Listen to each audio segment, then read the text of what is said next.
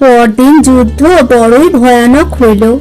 সকালবেলায় দ্রৌপদীর 5 পুত্র আর অভিমন্যুকে মারিতে আসিয়া রাক্ষস অলম্বুস খুব জব্দ হয়।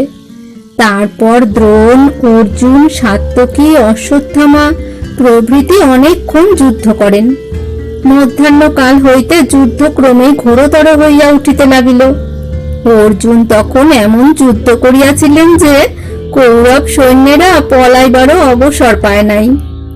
কিন্তু শেষ বেলায় একেলা ভীষ্ম পাণ্ডবদিগকে একেবারে অস্থির করিয়া তুলিলেন। কাহারও এমন ক্ষমতা হইল না যে তাহাকে আটকায়। ভীষ্মের ধনুষ্টঙ্কার অন্য সকল শব্দকে ডুবাইয়া দিল।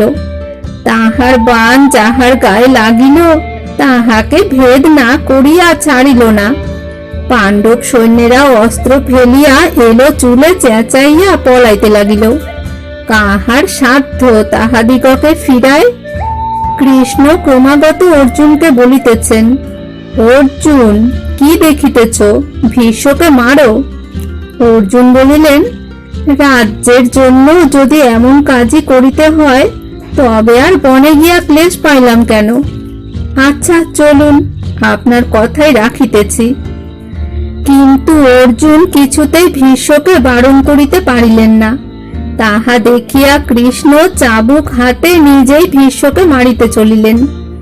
ইহাতে অর্জুন লজ্জিত হইয়া আরো উৎসাহের সহিত যুদ্ধ আরম্ভ করিলেন বটে, কিন্তু তাহাতে ভীষ্মের তেজ কমা দূরে থাকুক, বোধ হইল যেন আরো বাড়িয়া গিয়াছে। আগুন লাগিলে উলুবনের যেমন দশা হয়, ভীষ্মের হাতে পড়িয়া পাণ্ডব সৈন্যদেরও প্রায় তেমনই হইল। যতক্ষণ আলো ছিল ততক্ষণ ভীষ্ম এইরূপ করিয়া যুদ্ধ করেন। তারপর অন্ধকার আসিয়া সৈন্যদিগকে বাঁচাইয়া দিল। সে রাত্রে পাণ্ডবেরা ভীষ্মের নিকট গিয়া তাহাকে প্রণাম পূর্বক কাতরভাবে বলিলেন, দাদা মহাশয়, আমরা তো কিছুতেই আপনার সঙ্গে পারিয়া উঠিতেছি না। আমাদের রাজ্য পাওয়ার কি উপায় হইবে? আর এত লোক যে মরিতেছে তাহাই বা কিরূপে বারণ হইবে? আপনাকে বধ করিবার উপায় বলিয়া দিন। ভীষ্ম বলিলেন, আমার হাতে অস্ত্র থাকিলে দেবতারাও আমাকে পরাজয় করিতে পারে না। আমি অস্ত্র ত্যাগ করিলে আমাকে মারা সম্ভব হইতে পারে। সুতরাং এক উপায় বলিয়া দিই। শিখণ্ডীকে দেখিলে আমি অস্ত্র ত্যাগ করি। অর্জুন এই শিখণ্ডীকে সম্মুখে রাখিয়া আমার গায়ে বাণ মারুক, এই আমার বধের উপায়। আমি অনুমতি দিতেছি, তোমরা মনের সুখে আমার প্রহার করো।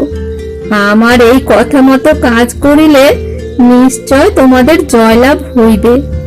এইরূপ কথাবার্তার পর পাণ্ডবেরা সেখান হইতে চলিয়া আসিলেন। শিবিরে আসিয়া অর্জুন কৃষ্ণকে বলিলেন, ছেলেবেলায় খেলা করিতে করিতে ধুলা শুদ্ধ দাদা মহাশয়কে জড়াইয়া ধরিয়া তাহার গায়ে ধুলা মাখাইয়া দিতাম। কোলে উঠিয়া ডাকিতাম, বাবা।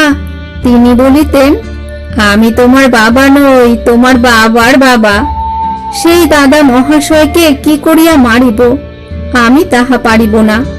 মরি সেও ভালো। যাহা হোক, কৃষ্ণের উপদেশে অর্জুনের মনের এই দুঃখ শীঘ্রই দূর হইয়া গেল। ভীষ্মকে না মারিলে জয় নাই, সুতরাং যে উপায়ে হোক তাহাকে মারিতে হইবে।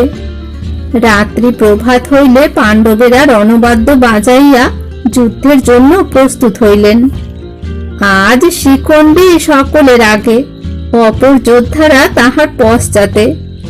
যুদ্ধ আরম্ভ হইবা মাত্র ভীষ্ম পূর্বদিনের ন্যায় একধার হইতে পাণ্ডব সৈন্য শেষ করিতে লাগিলেন।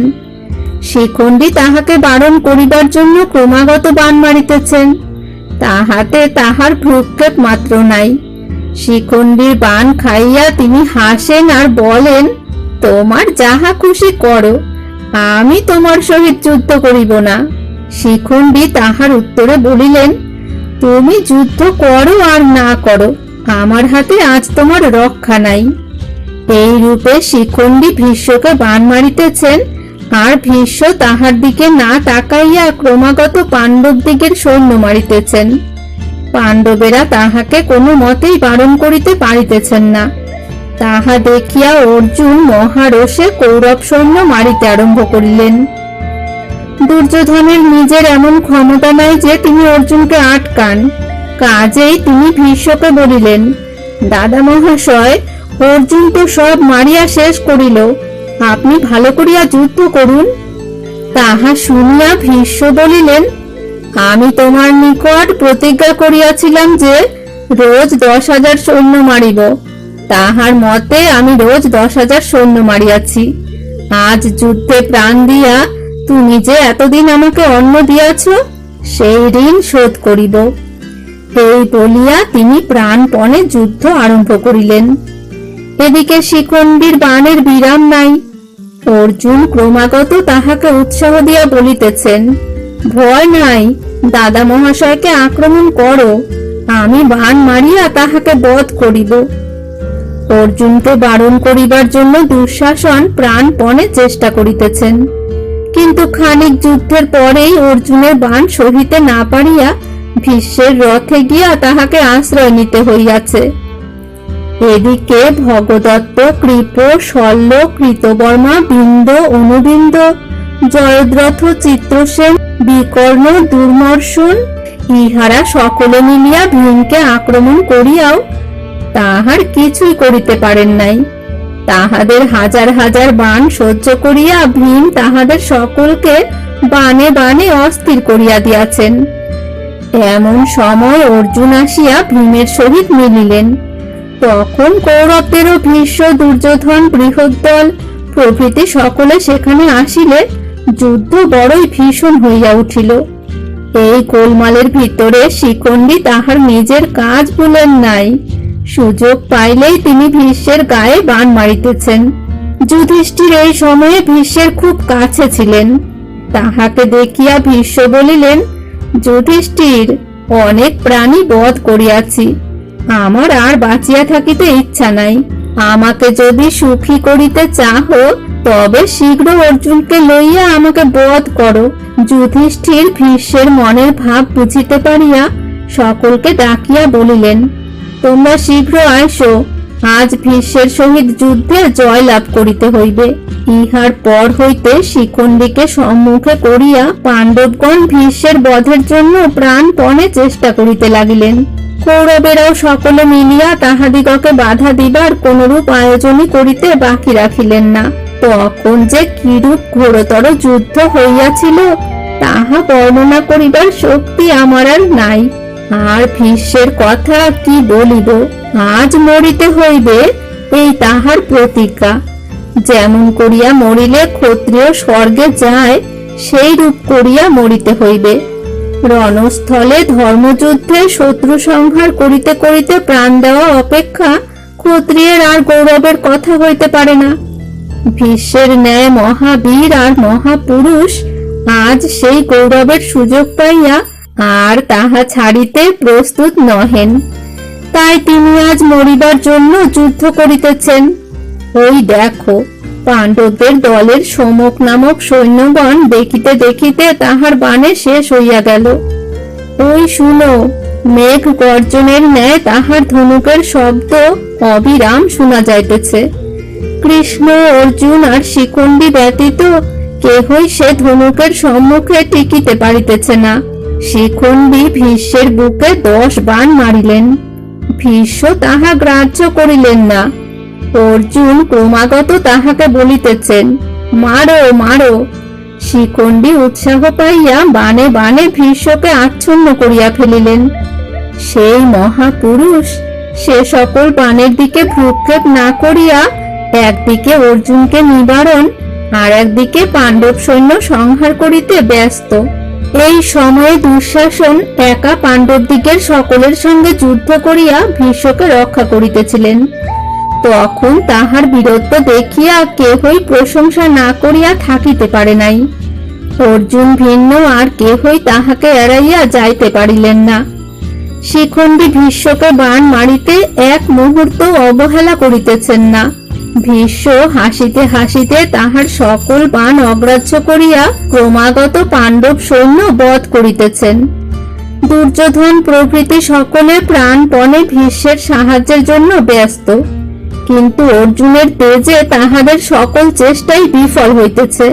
অর্জুনের গান্ডীব হইতে ভীষণ বাণ বৃষ্টির আর বিরাম নাই। কৌরব সৈন্যদের আর বুঝি কিছু অবশিষ্ট থাকিল না। কৃপ, শল্য, দুঃশাসন, বিকর্ম, বিংশতি সকলেই পলাইয়া গেলেন। মৃতদেহে রণস্থল ছাইয়া গেল। কিন্তু ভীষ্ম একাই যে অদ্ভুত কাজ করিতেছিলেন, অন্যেরা পলাইয়া যাওয়াতে তাহার কিছুমাত্র ক্ষতি হইল না। অর্জুনের কাছে পাণ্ডব পক্ষের যে সকল রাজা ছিলেন, ভীষ্ম তাহাদের সকলকেই মারিয়া শেষ করেন। 10,000 গজারোহী, 7 জন মহারথ, 14,000 পদাতি, 1,000 হাতি, 10,000 ঘোড়া, তাহা ছাড়া বিরাটের ভাই শতানিক প্রভৃতি হাজার হাজার যোদ্ধা সেদিন তাহার হাতে মারা যান। এমন সময় কৃষ্ণ অর্জুনকে বলিলেন, অর্জুন, তুমি শীঘ্র ভীষ্মকে বাণ মারো, উহাকে মারিতে পারিলেই জয় হইবে। অমনি অর্জুন বাণে বাণে ভীষ্মকে আচ্ছন্ন করিলেন। ভীষ্ম সে সকল বাণ খণ্ড খণ্ড করিতে কিছুমাত্র বিলম্ব করিলেন না। তারপর ভীম, ধৃষ্টদ্যুম্ন, অভিমন্যু, সাত্যকী, ঘটোৎকচ প্রভৃতি পাণ্ডব পক্ষের সকলে তাহার বাণে অস্থির হইয়া উঠিলে অর্জুন তাহাদিগকে রক্ষা করিলেন। শিখণ্ডীর বিশ্রাম নাই, আবার অর্জুন তাহার সাহায্য করিতেছেন। সাত্যকী, চেকিতান, ধৃষ্টদ্যুম্ন, বিরাট, দ্রুপদ, নকুল, সহদেব, অভিমন্যু, দ্রৌপদীর পুত্রগণ প্রভৃতি সকলে মিলিয়াও তাহাকে বাণ মারিতে ত্রুটি করিতেছেন না। তথাপি ভীষ্ম কিছুমাত্র কাতর নহেন, তাহার যুদ্ধ তেমনি চলিয়াছে। এমন সময় অর্জুন ভীষ্মের ধনুক কাটিয়া ফেলিলেন। তাহা দেখিয়া দ্রোণ, কৃতবর্মা, জয়দ্রথ, ভূরিশ্রবা, শল, শল্য ও ভগদত্ত মিলিয়া অর্জুনকে আক্রমণ করিতে যাওয়ায় সাত্যকী, ভীম, ধৃষ্টদ্যুম্ন, বিরাট, ঘটোৎকচ আর অভিমন্যু অর্জুনের সাহায্যের জন্য ছুটিয়া আসিলেন। এদিকে শিখণ্ডী বাণে বাণে ভীষ্মকে আচ্ছন্ন করিয়াছেন। ভীষ্ম ধনুক হাতে লইলেই অর্জুন তাহা কাটিয়া ফেলিতেছেন। তাহাতে ভীষ্ম এক শক্তি ছুড়িয়া মারিলে তাহাও তিনি কাটিতে বাকি রাখেন নাই। তখন ভীষ্ম মনে মনে বলিলেন, কৃষ্ণ না থাকিলে এখনো আমি এক বাণেই পাণ্ডবদিগকে মারিতে পারি, কিন্তু আমি পাণ্ডবদিগকে মারিব না, শিখণ্ডীর সহিত যুদ্ধ করিব না, এই আমার মরিবার সুযোগ। ভীষ্মের মনের ভাব বুঝিতে পারিয়া অপর বসুগণ আকাশ হইতে বলিলেন, তাহাই ঠিক ভীষ্ম, আর যুদ্ধে কাজ নাই। এ কথায় স্বর্গে দুন্দুভি বাজিয়া উঠিল। দেবতারা ভীষ্মের উপর পুষ্প বৃষ্টি করিতে লাগিলেন। আর এই সময় হইতে ভীষ্ম অর্জুনের সহিত যুদ্ধের চেষ্টা ছাড়িয়া দিলেন। এতক্ষণ শিখণ্ডী তাহাকে যে সকল বাণ মারিতেছিলেন তাহা তাহার গ্রাহ্যই হয় নাই। অতঃপর অর্জুন গান্ডীব লইয়া তাহার গায়ে ভয়ঙ্কর বাণ সকল বর্ষণ করিতে লাগিলেন। ভীষ্ম তখনও অন্যান্য যোদ্ধাগণের সহিত যুদ্ধ করিতেছিলেন, কিন্তু অর্জুনের বাণে জর্জরিত হইয়াও তিনি তাহাকে আর আঘাত করিলেন না। অর্জুন অবসর পাইয়া ক্রমাগত তাহার ধনুক কাটিয়া তাহার উপর বাণ মারিতে লাগিলেন। এই সময় দুঃশাসন ভীষ্মের কাছে ছিলেন। ভীষ্ম তাহাকে বলিলেন, দুঃশাসন, এ সকল তো শিখণ্ডীর বাণ নয়, এগুলি নিশ্চয় অর্জুনের। দেখো, আমার বর্ম ভেদ করিয়া বাণগুলি শরীরের ভিতরে প্রবেশ করিতেছে। এই বলিয়া তিনি অর্জুনের প্রতি একটা শক্তি ছুড়িয়া মারিলে অর্জুন 3 বাণে তাহা খণ্ড খণ্ড করিয়া ফেলিলেন। তারপর ভীষ্ম ঢাল আর খড়গ হাতে লইয়া মনে করিলেন, হয় মরিব না হয় সকলকে মারিব। কিন্তু তিনি খড়গচর্ম হাতে রথ হইতে নামিবার পূর্বেই তাহা অর্জুন কাটিয়া শতখণ্ড করিলেন। এদিকে কৌরবেরা ভীষ্মকে রক্ষার জন্য কত চেষ্টাই করিতেছেন, কিন্তু পাণ্ডবেরা তাহাদিগকে কিছুই করিবার অবসর দিতেছেন না। অর্জুনের বাণে ভীষ্মের শরীর এরূপ ক্ষত বিক্ষত হইয়াছে যে আর 2 আঙ্গুল স্থানও অবশিষ্ট নাই। এই রূপে ক্ষত বিক্ষত হইয়া সূর্যাস্তের কিঞ্চিত পূর্বে ভীষ্ম রথ হইতে পড়িয়া গেলেন। পৃথিবী কাঁপিয়া উঠিল। হায় হায়! শব্দে দেবতারা চিৎকার করিয়া উঠিলেন। হায় হায়! শব্দে যোদ্ধাগণ কাঁদিতে লাগিল। শরীরে এত বাণ বিঁধিয়াছিল যে রথ হইতে পড়িয়া ভীষ্ম শূন্যেই রহিয়া গেলেন। তাহার শরীর মাটি ছুঁইতে পাইল না। লোকে মৃত্যুর সময় কোমল বিছানায় শয়ন করে, কিন্তু ভীষ্মের হইল সরসজ্জা, অর্থাৎ বাণের বিছানা।